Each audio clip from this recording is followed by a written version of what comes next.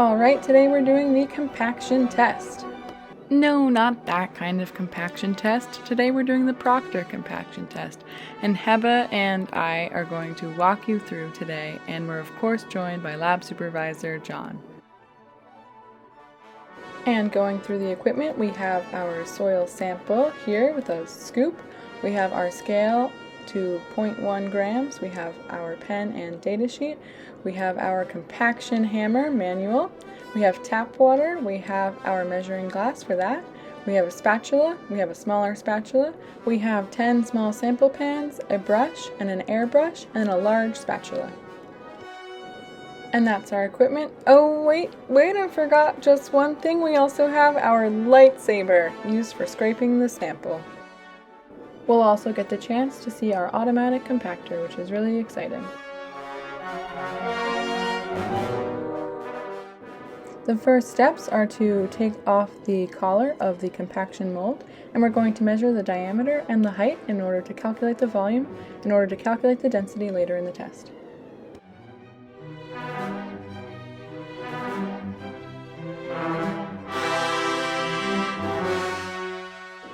We're also going to weigh the empty mold for our reference later.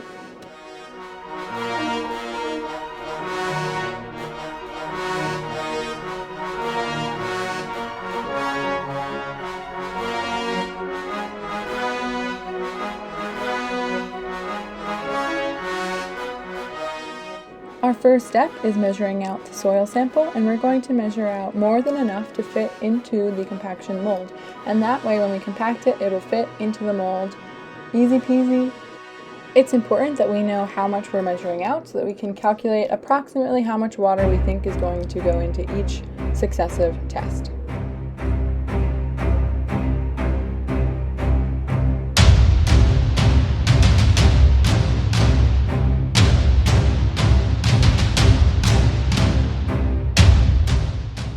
Now we're going to measure out 180 milliliters of water, which is equal to 180 grams of water. We're going to use this value because that brings us to approximately 6% in our 3,000 gram soil sample. And that way we'll know where we are when we're doing the compaction test.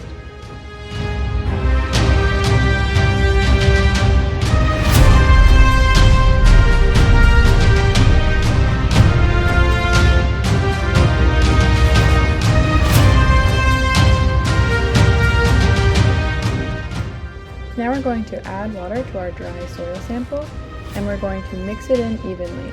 It's important to mix it in very evenly because we don't want pockets that are more wet than other parts of the soil sample, because that will affect the compaction.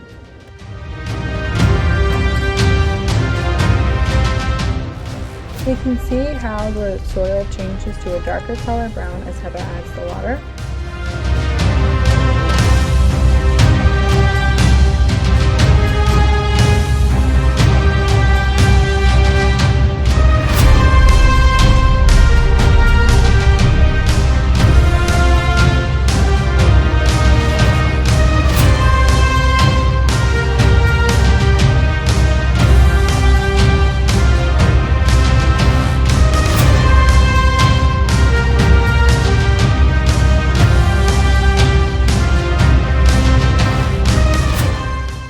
Now that we've added all the water, we're going to really thoroughly mix it together so that all of the soil is the same color.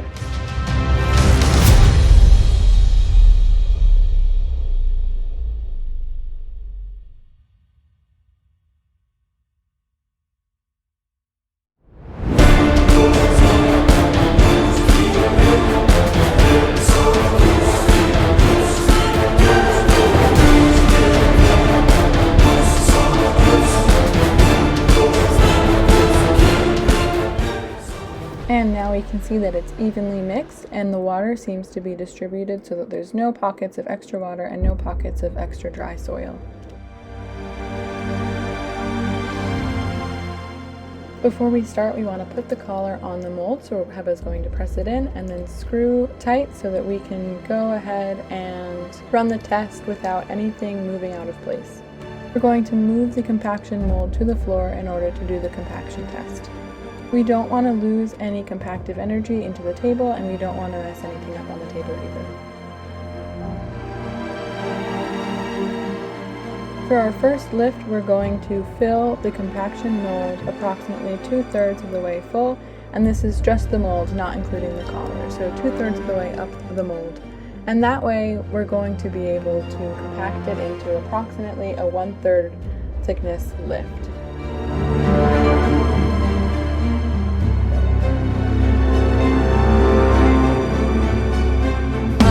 25 blows and you go in a circular way. I'm going to use the manual compactor and I'm going to lift it up to the full height and then compact 25 blows.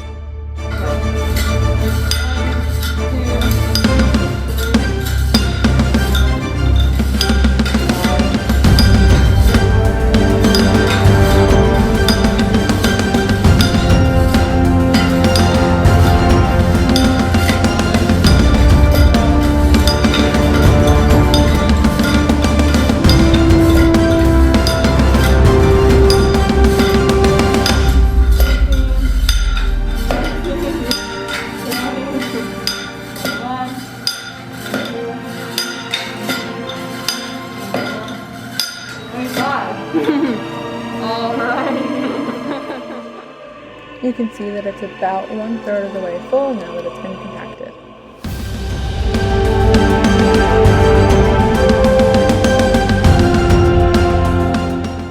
Now this second lift is going to be done by filling the mold to the collar base. So we're going to fill it up all the way through the mold up to the collar. And that way we can compact it down to approximately 2/3 high. Now I'm going to compact the second lift in the same manner as before, being as even as possible.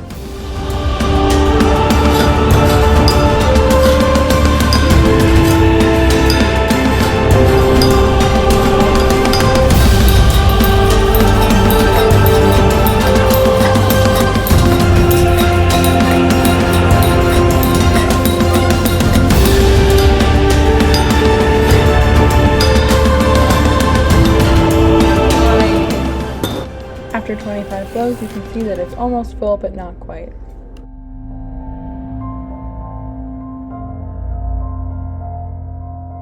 So I'm going to fill the third lift past the top of the compaction mold over the collar. So that way we can compact it down to just above the compaction mold lip. And this is why we use the collar, so that we can fill past the top of the compaction mold. Otherwise, we wouldn't be able to fill it all the way and soil would go everywhere.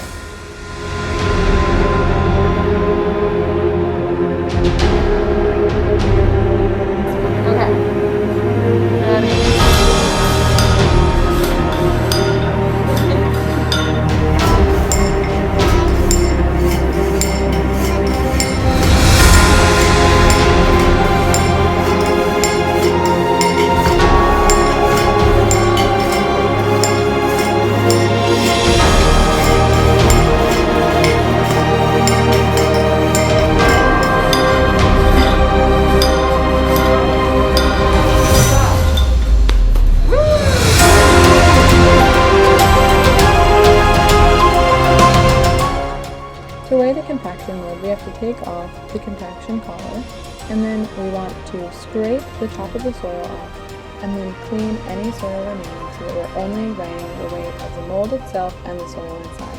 So I'm going to take the spatula and I'm going to scrape the soil off as sharply as possible so that I don't further compact anything.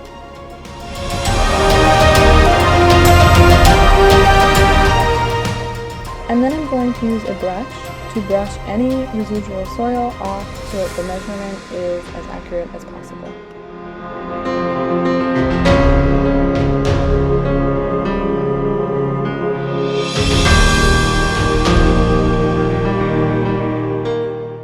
For hard to reach places, Heba can blow it away with this device, and that way we can get as accurate as possible.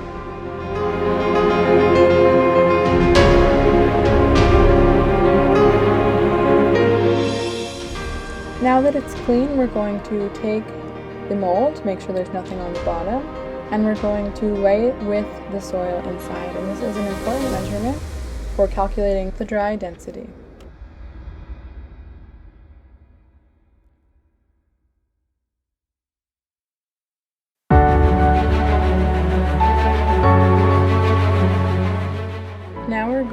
to take 2 sample tins and we're going to weigh the empty weights, and we're going to take samples from both the top and the bottom of the filled compaction mold, because we want to be able to see how uniformly the water is mixed in and account for any pockets like that, so we can get an average water content for this trial.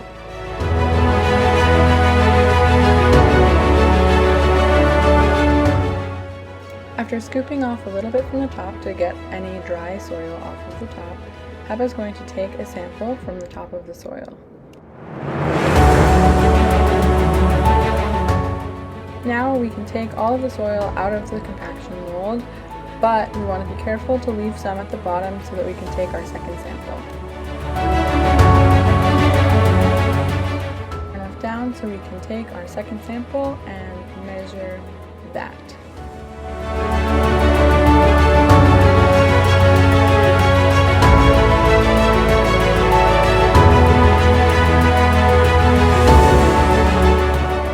When we finish emptying it out, we're going to make sure all of the soil that we've taken out is still in the tub so that we can mix in more water. Because we're already at 6% water content, we only need to add 60 milliliters of water to get to our next step, which is 8% water content. As Heba adds the water, I'm going to mix it in so that we can get an even mixture, just like last time. This time it's going to be a little bit easier to mix because there's already water in the soil, so we're not trying to mix water into completely dry soil.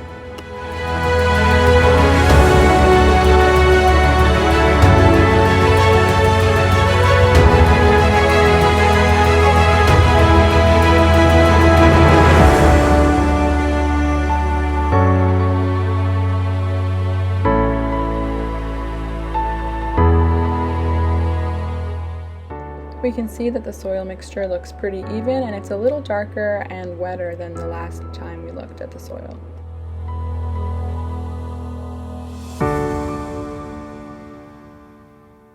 Now we'll repeat the compaction for the second trial.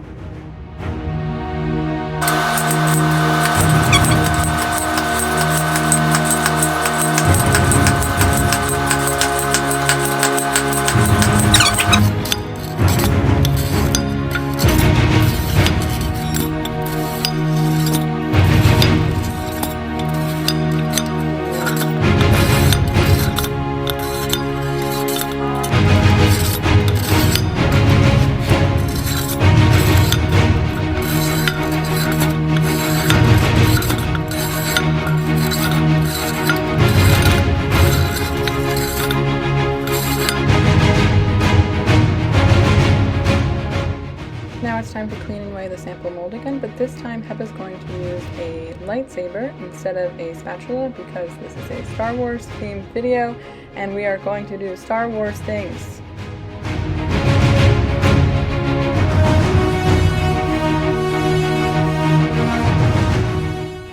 For more precision, she's going to go back with an actual spatula so the volume is as accurate as possible, and we're going to make sure that this dirt here is cleaned off with the brush and the air blower, and that way we measure only the weight of the soil in the mold.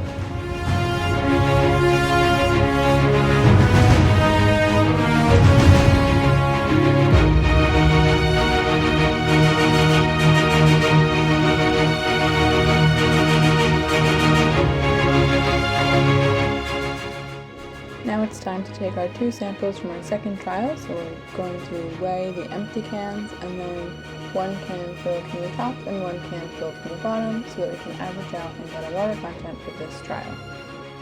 We want to weigh the samples immediately so that we don't lose any water content to evaporation.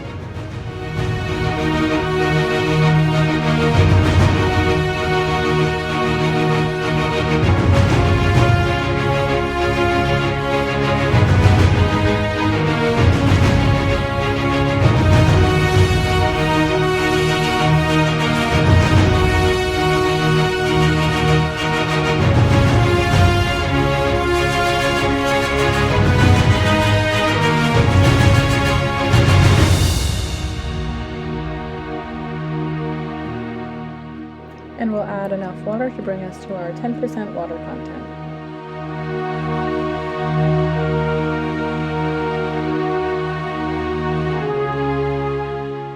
We can see the soil gets darker and it also gets heavier for me to move with the spatula.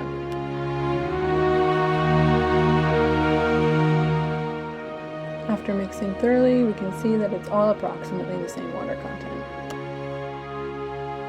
Let's take a closer look and see how the soil acts in this water content.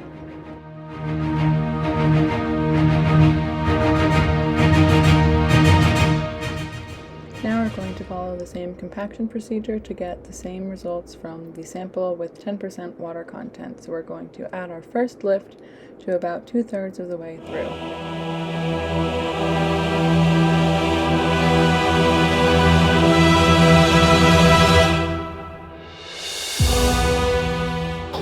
It's important to compact as evenly as possible, and we want to do it in this circular fashion so that all of the soil sample gets compacted with the same compacted effort. And it's going to be standardized by this compactor that I'm using, and I'm going to lift it up all the way every single time, which is why you can hear the ding at the top and the bottom. Now we'll move to the second lift and we'll fill it up to the top of the compaction mold right below the collar. There's going to be a slight difference between compaction when we use this manual compactor, and it's going to be different between each test and also in between me and Heba doing it because we both are going to do it slightly differently. You can see we start with the soil above the top of the compaction mold and in the collar for the third lift.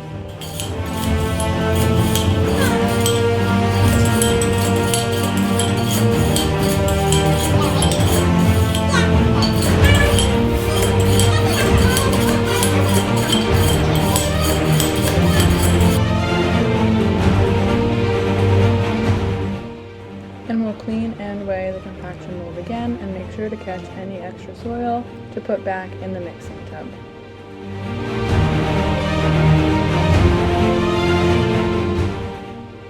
After weighing our empty sample tins, we can take our sample from the top and just above the bottom.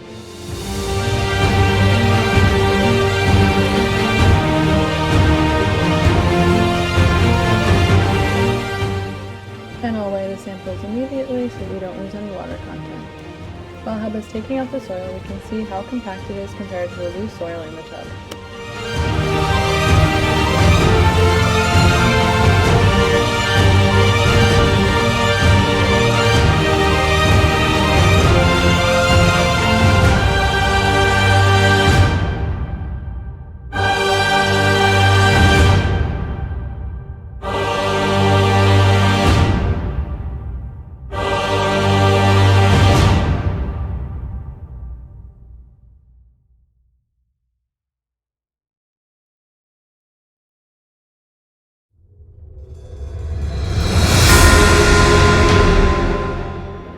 The soil is so wet that it's moldable to the touch and it retains its shape.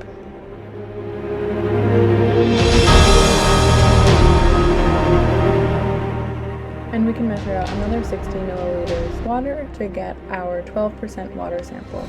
And we can see that as Heba's mixing it in as evenly as possible, the water in the soil is very obvious. And it's going to get a little bit sloppy now. And this is when the water starts to replace the soil particles instead of just the air voids in the test.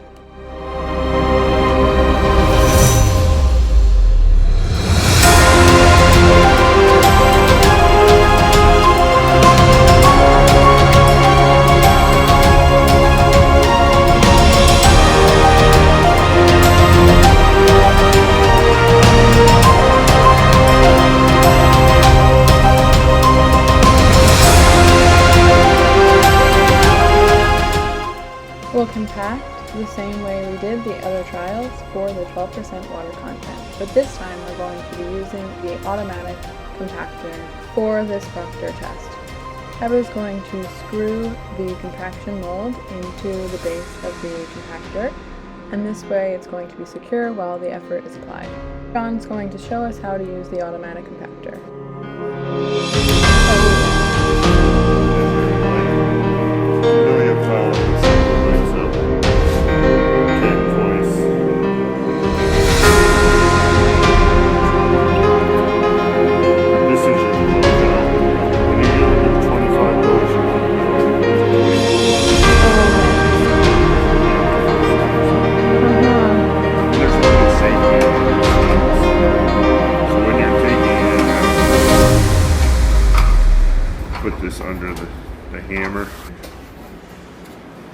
hammer, there's a little blade here. Those blades sticks into this thing, looks like thread. And it's sitting back, but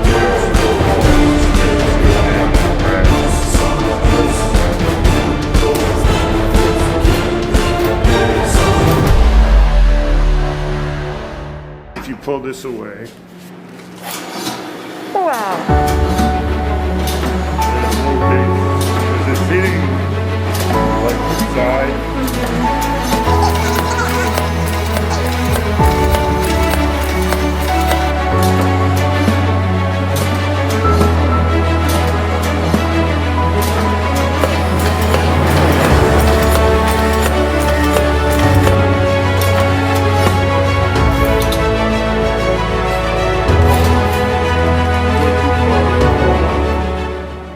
And we'll add in the second lift of soil to the same level that we did in the manual test too. You can see that there's a lip of soil where the Proctor test is not properly aligned, and we'll talk about that more later.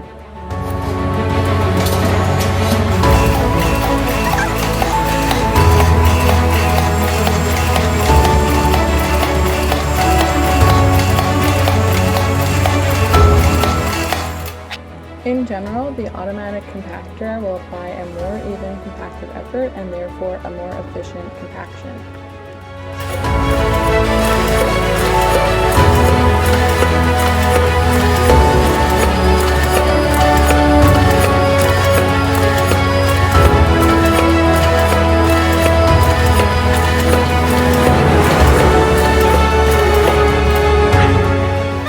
While I unscrew the mold after the test, you can see that there's a lip of soil around the top.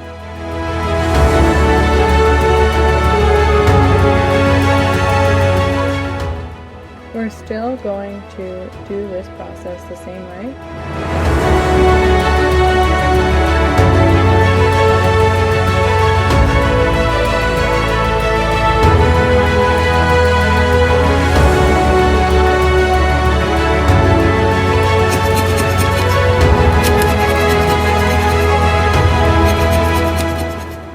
Now the weight starts to go down, which is because the water is replacing soil particles. 6.1-ish kilograms.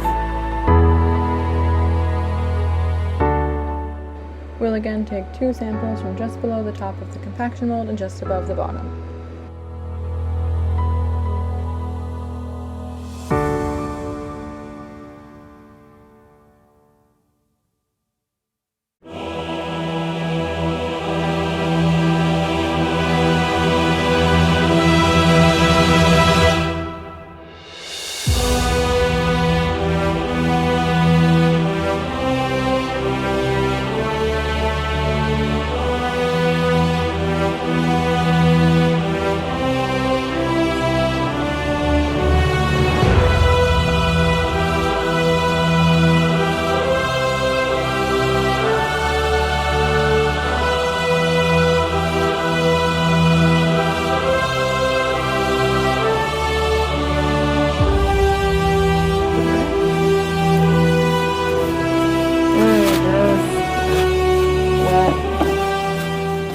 We can see that at 14% water content, the water starts to really get in the soil and it starts to get super sloppy.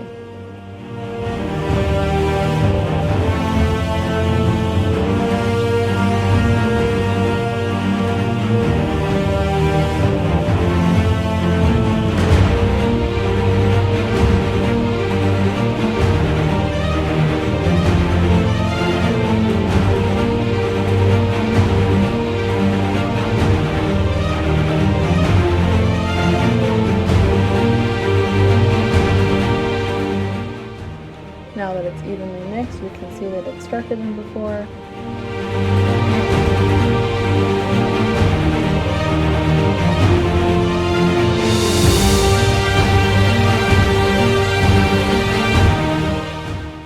And we'll compact 3 lifts in the same manner that we've been doing for each of the last trials. And we're just going to follow the procedure of the automatic compactor so that everything is safe.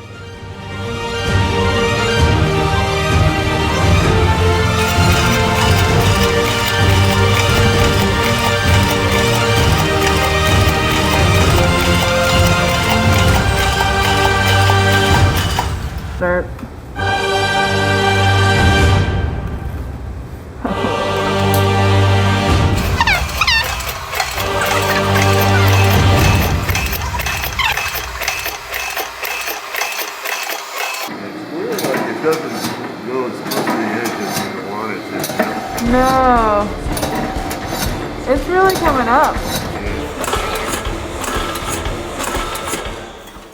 And we can see a very defined lip, so that means that the compactor is not properly aligned, and that's going to affect the compactive effort that's being applied. Wow, it just comes down in there.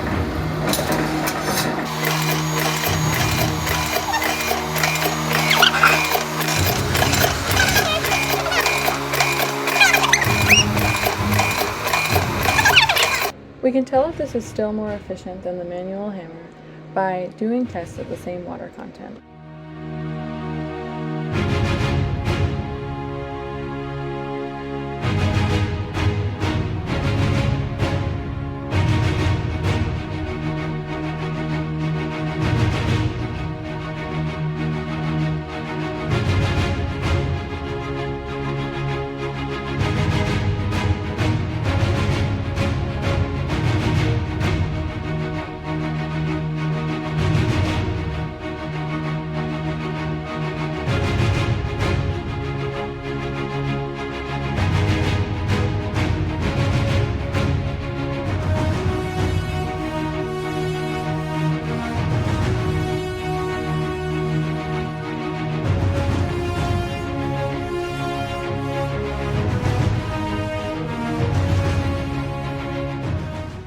For the in-person labs, John is going to realign the machine so that it fits better in the compactive mold.